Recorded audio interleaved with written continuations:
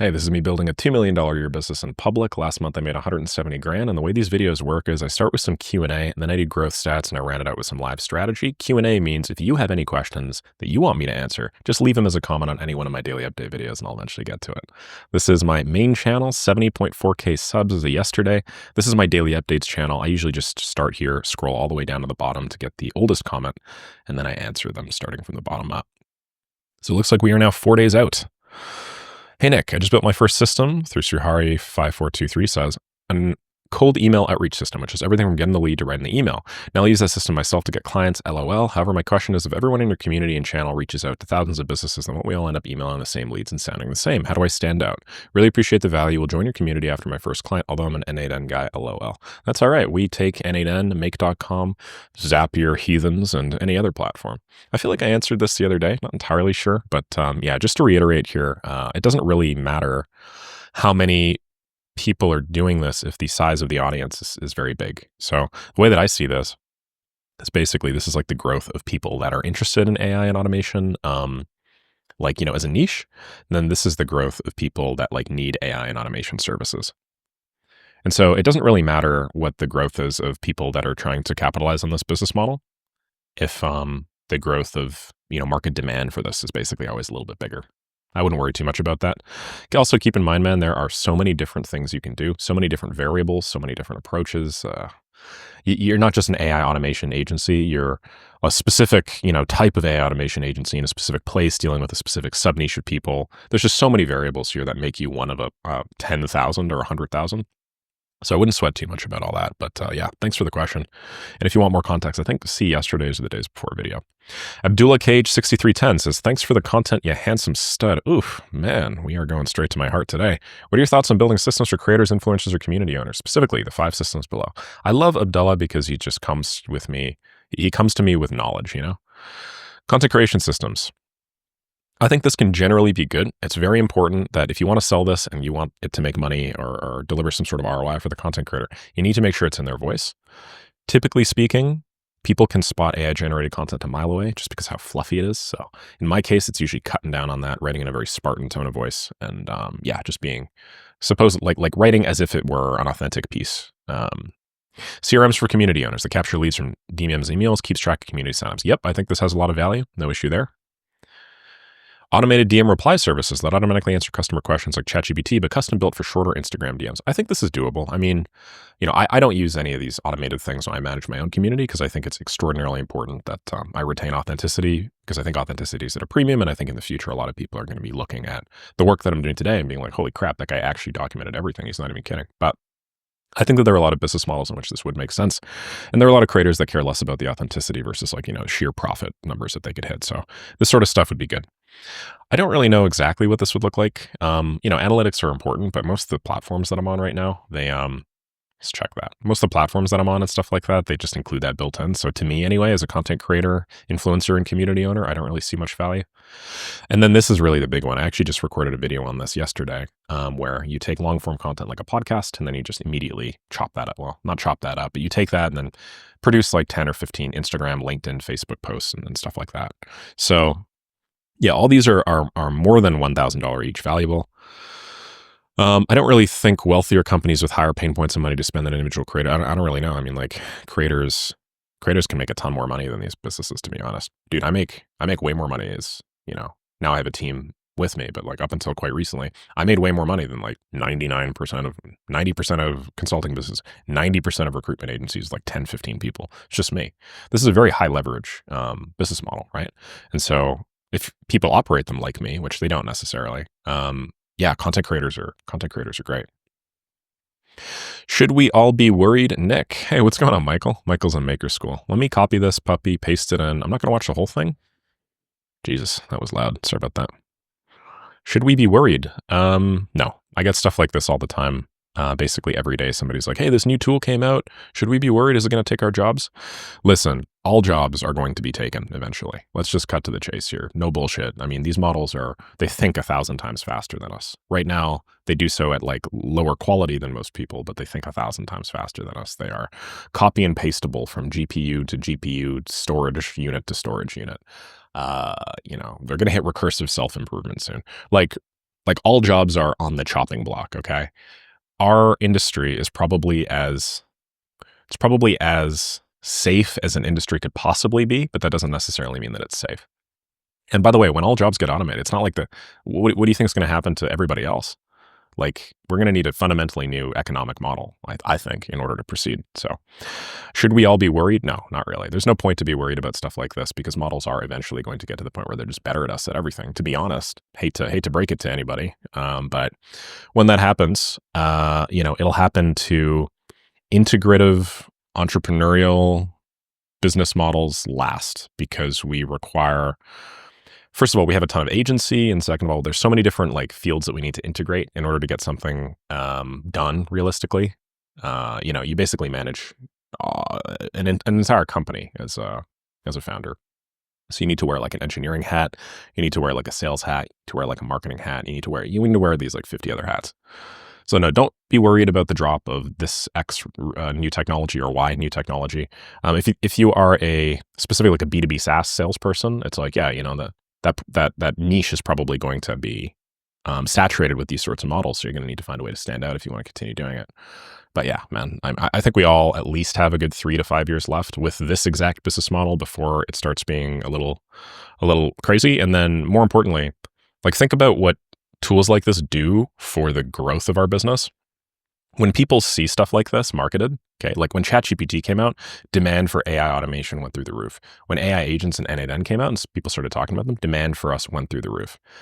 As better agents come out, demand for us is going to continue to go through the roof because every business and their mom are going to want somebody like us to implement them.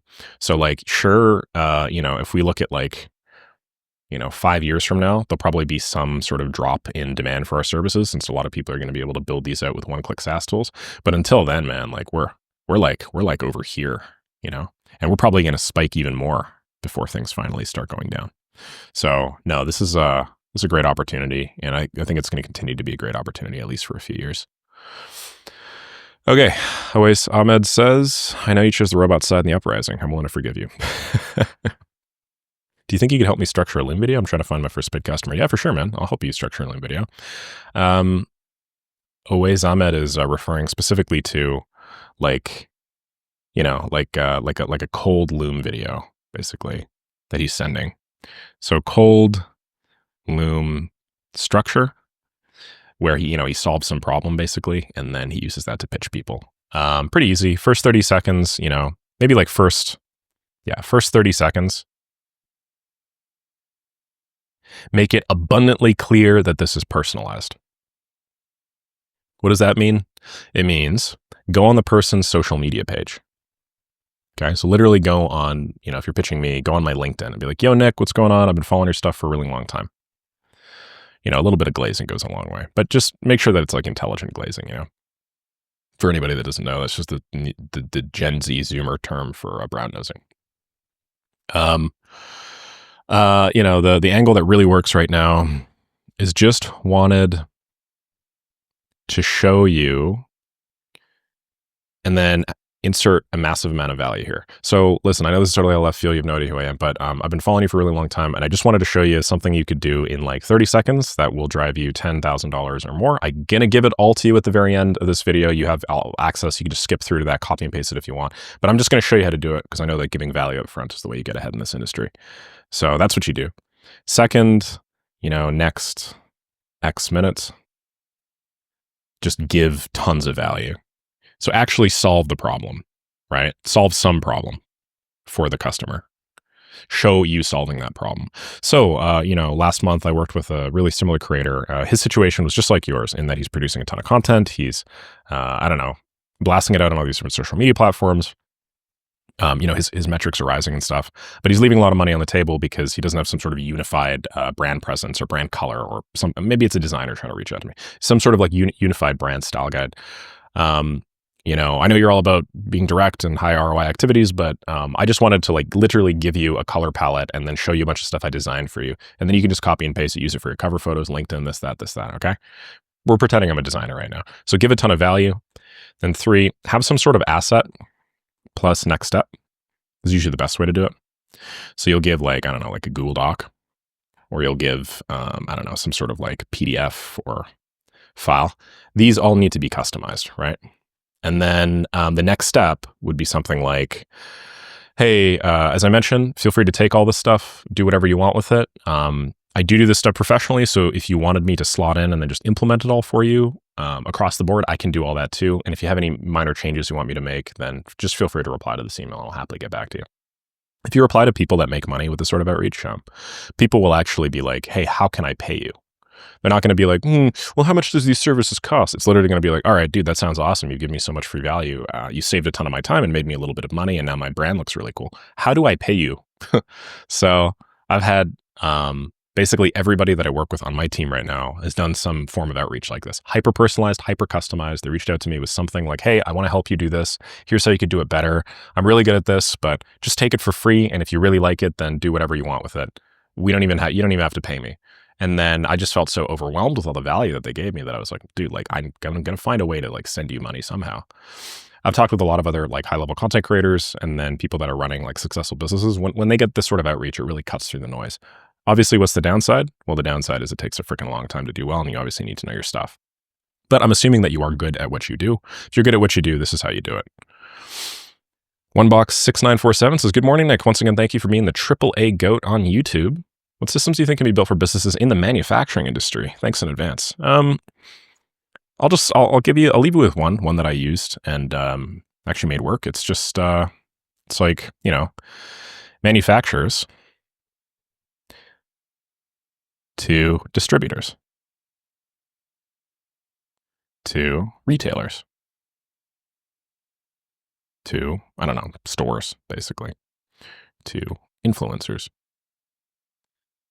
If you're like doing some drop shipping stuff or whatever, you can go B2B to some influencers. You just do email for all these. So, I mean, you're a manufacturing company. You're like, oh, well, how am I going to sell these products that I'm manufacturing or whatever? You just do so by pitching distributors. You pitch retailers with the product. You pitch stores, kind of retailers. And then you also pitch influencers. You just build a cold email system. Same thing that I've shown you guys before. Works great. I was able to acquire multiple 5-figure contracts in just the first month of running a system just like this for a manufacturer. So, the key for us was leading with value, giving, when you give stuff to retailers or whatever. By the way, I'm using manufacturer as like a loose term here. This, at least what the company that I was working with was doing. They consider themselves a manufacturer, but they're also sort of like a distributor of the product as well. Anyway, we led with like a free supply, and we just said, hey, no pressure whatsoever. We just wanted to send you over a free sample. Just give us the business address and we'll just send it all over. I know you guys sell really similar stuff. We're really confident that you'll love it. And then assuming that you do, we can work at like massively discounted rates compared to the competition because we just launched a new product line. We want to get it out. So basically it's like, hey, value. As a retailer, you're going to make like large margins on this thing. We're going to give it all to you for free so you can try it out yourself. Let's go. Because this is physical world, it takes a while in order to, you have to have a team like assemble the product and then put the product together, ship it over there and have them like it. But usually when you just lead with this much value, people like it enough that, we were able to lock down like a bunch of purchases of inventory, which was nice. So same thing with influencers, we really like your stuff. We want to promote. As you could see, like the vast majority of the stuff that I'm talking about for cold looms are the same when you do any sort of like outreach for whether it's a manufacturer or to like a coach or a retailer or a distributor, whatever. So focus on the strategies here, which are make everything seem hyper-personalized, give a tremendous amount of value off the top, and then try and answer questions that appear in the prospect's head before they even have them. Just inoculate yourself as opposed to dealing with the objections at the end, is what I would say. Hopefully that makes sense. Thank you very much, Shashanka. Yeah, screwed up. I published one of my videos really late last night, unfortunately. I had it ready and stuff, and I thought I'd publish it, and then I had somebody be like, dude, are you going to publish a daily update? And I was like, oh my God, it's 9 p.m. So I had to get it out. But today I'm going to get it out a lot earlier. Okay, I have a big work day today, so I'm going to call it out with the questions there. We're back up to a 4-day turnaround, which is unfortunate, but it is what it is. Such a disappointment. Oh. Yeah, I was like, my God, I disappointed someone. Thank you very much, 19 Kickboxer 68. Appreciate you. Cool. Yeah, let's call it there, and then let's do some brand stats, and then let's do a bunch of work today, and I'll show you guys what I have on the plate. So brand stat wise, I open up this Google sheet called brand stats. I scroll all the way down to the bottom. This is all my growth over the last, since I started this stuff February the 1st, right, on my birthday. I started all this stuff and started publishing and talking about this online. So we are April the 10th. We have grown on my main channel. How much? 70,439. 10 subs. Hell yeah. We've gone up by 0.84% in the last 24 hours. Oh my goodness. That's great. Actually, it's more than the last 24. It's like 20 hours and we're up 588 subs. That means we probably would have been up like 650 or something mathematically. Okay, my Instagram, I track this using BlastUp, which just allows me to really quickly get the follower count without me having to go through a bunch of bullshit. 85,255.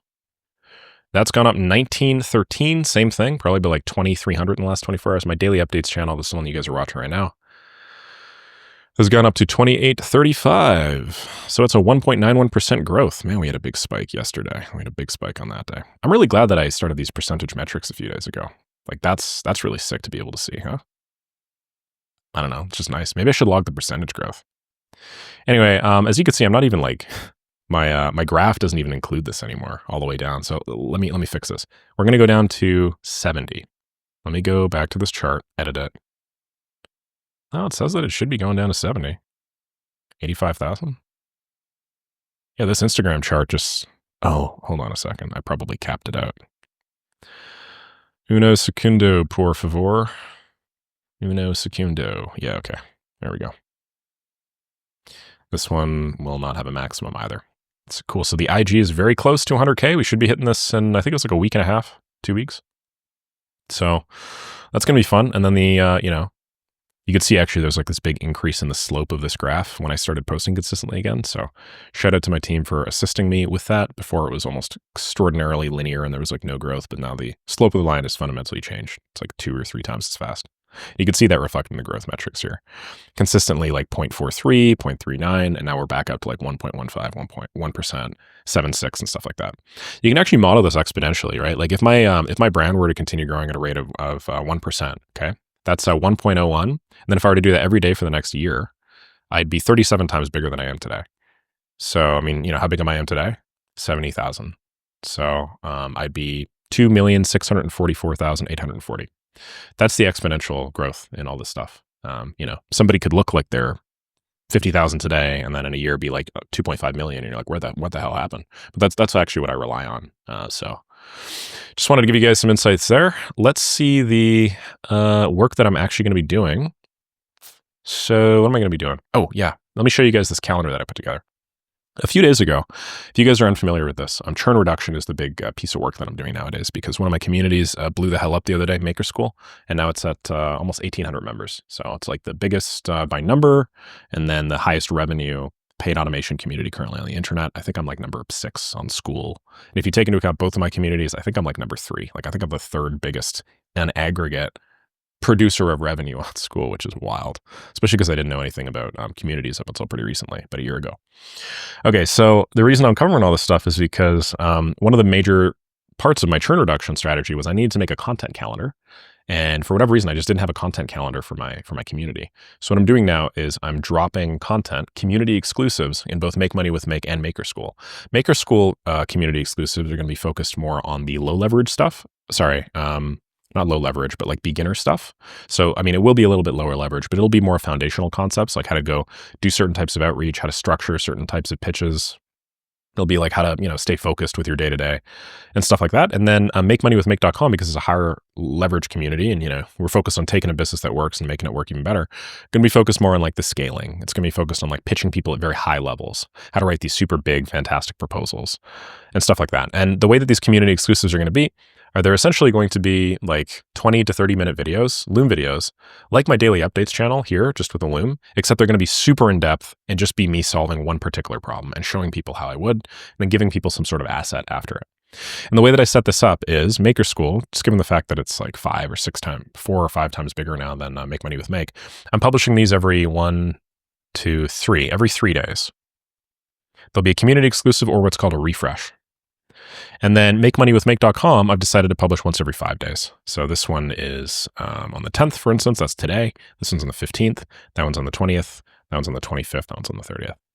So I'm running this test to see how big of an impact having community exclusives impacts makes a difference for my churn then also for my overall revenue. As we could see, since I started this churn reduction stuff a few days ago, we have literally gone down. We're now in the 18%. I can't tell you how much money, like this, it's crazy how much money this has made me. We were at like 22 point something, and now we're getting in 18% territory. That's almost a 5% reduction in churn on an almost $110,000 a month product. Think about that. If you mathematically extrapolate that, if I lose 5% of that MRR, I'm losing $6,000 a month, right? Yeah. And if I just reduce that, well, actually, that's not how the math works. I've actually made way more money than that if you think about it. But if you extrapolate this out over time, I think I've saved something like $70,000 or $80,000 just by implementing this. And it just took me like probably 2 hours combined over the course of these daily updates. So man, I can't tell you how high leverage this stuff is. I was chatting with an agency or a community owner just a couple days ago, and he was telling me that like the community was taking up way too much of his time. And I asked him a question, and I was like, hey man, how much money does your community make? And he's like, well, it's like 80, 90% of my revenue, something like that. And I was just like, all right, well, like, can something like this really take up too much of your time? If it's making 80 to 90% of all of your money, don't you think that you focus 80, 90% of your time on it, like you will see massive returns? It just seems logical to me that if something is making you a ton of money, you'll focus on it, right?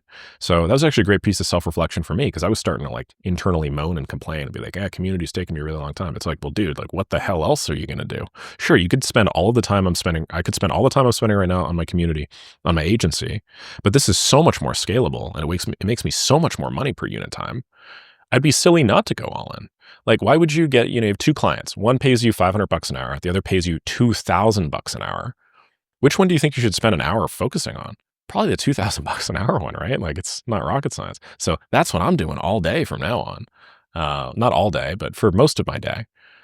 So yeah, anyway, super cool, huh? Really stoked about that. So today I have a community exclusive for Make Money with Make that I'm going to be calling Simple High ROI Scoping SOP for Automation Projects. Basically, a big issue when you get into like the bigger deals is obviously like the scoping of your retainer agreement. The scoping of like, big one-off projects that you're pitching for 5, 10, 15, 20K and so on and so forth. And then tomorrow for Maker School, it'll be how to write the best AI automation proposals, I think. And you can see I've already done some of this here, just like mapped out some high level notes. So I'm going to spend probably like half an hour on that today, which is going to be pretty sweet. And I'm looking forward to that. And I think I'll be able to like make a lot of progress on this, actually like publish it today. And then I'll also do the same thing tomorrow, Friday, to do the community exclusive. Then the refreshes are kind of related, but basically I've just made a bunch of really high quality posts before. One of the posts that I made that a lot of people really liked in Maker School was, let me just move these, rearrange these here. They really liked the anti-social media club post, where basically I just have everybody, 458 comments on this now, everybody go through and just add everybody else on social media platforms. People really like that, high perceived value. And I've already created this post in the past. So I just went through all the posts I'd made in Maker School, Make Money with Make, and then I just scheduled them to refresh them. And that way I can, take advantage of better perceived value without me necessarily having to go and like create community exclusives every day, which I think is sweet. So that's just another form of leverage as well, if you think about it. And yeah, it's like community exclusives for Make Money with Make, and then it's community exclusives and refreshes for Maker School. Hope that makes sense. So in Maker School, you get one cool post every 6 days. In Make Money with Make, you get one cool new post every 5 days. And then it'll allow me to like keep my finger on the pulse, which is quite nice. So looking forward to that. What else we got? I got a couple other things I want to do here. I need to play around with some Make.com agents because Make just dropped their AI agent feature. I need to check out this thing called Malt. I need to verify some accounts for the guy that's working on my Instagram, and I'm just realizing that I probably can't do that on video.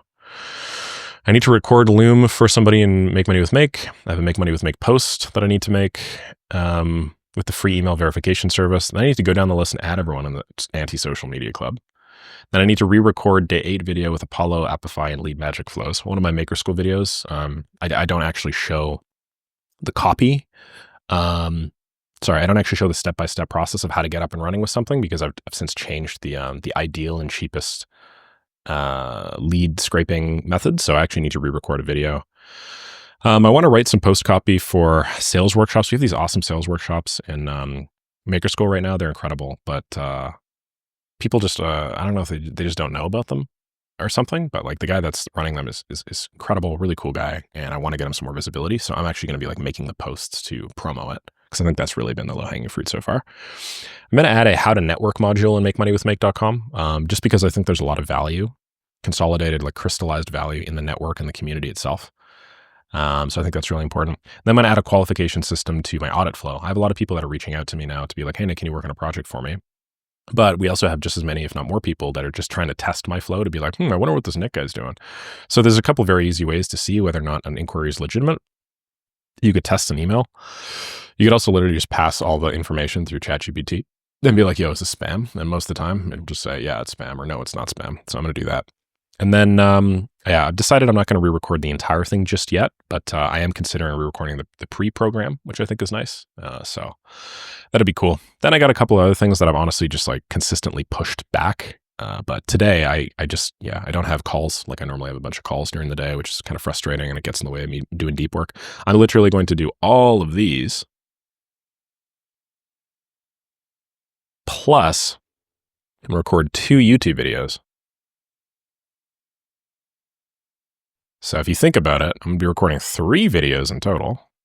2 of those are going to be YouTube videos. One of those is going to be a Maker or makemoneywithmake.com exclusive. I'm going to do all this shit. So what I wanted to do today is just run you guys through that. That's my schedule. What I want to do is I just want to add some time estimates to this to figure out exactly how long this is going to take me roughly. And then once I know this, I'm just going to call the video here and then start working down the list. So play around with Make agents. How long do I realistically think it'll take me to understand this new drop that Make just made? Not very long at all. I think realistically, I could probably figure out 90% of them in 15 minutes. Malt is this Upwork-like platform that's kind of like Upwork. I could probably figure out what this is like in 5 minutes. Verify both accounts for Shub. I think this might take me a little bit longer, maybe 10 minutes. Loom for Gianni, this is going to take me at least 10 minutes. Make money with Make post for free email verification service, let's say 15 minutes. Go down the list and add everyone on anti-social media club. It's probably going to take me 30 minutes and I may have to split this up, otherwise I'll get like spam blocked. Re-record day 8 video with Apollo, Apify, Lead Magic Flow, that's going to be 30 minutes. Write post copy for Connor's sales workshops, 15 minutes. Add how to network modules and Make money with Make, that should probably take me 30 minutes. And a qualification system to the audit flow will take me 10 minutes.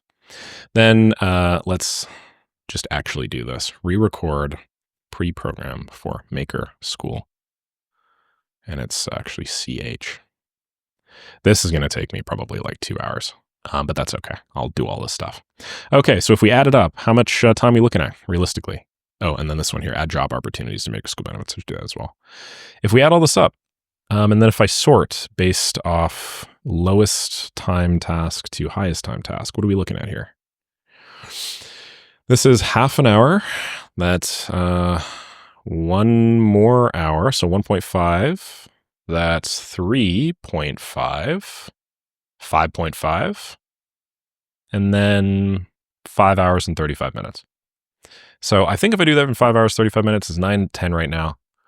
That'll take me to probably about 3 p.m.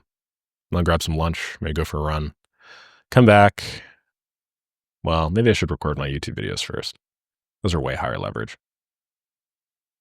Yeah, the thing with the YouTube videos, I just never know how long they're going to take. Sometimes they take like half an hour. Sometimes they take like an hour. Sometimes they take an hour and a half. So if I want to do 2, there's going to be more of that uncertainty. So I could actually screw myself. Let me do a bunch of these, and then maybe I'll double back and then roll out a video after maybe half of this or something, and then I'll do another video at the end once I know how much time. That sounds good to me. Okay, cool.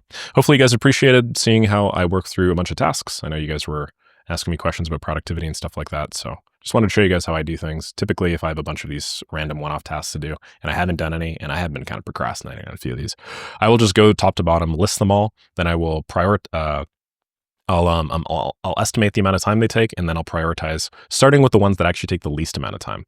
Because for me, the most important thing is just to get the ball rolling on these tasks. Once I'm in the zone and sort of in that state of flow, I can just knock them out one by one. So yeah, for the admin stuff, this is kind of how I take care of it. Awesome. Hopefully, yeah, you guys appreciated that, and I will catch y'all tomorrow. Thanks so much for watching. Cheers.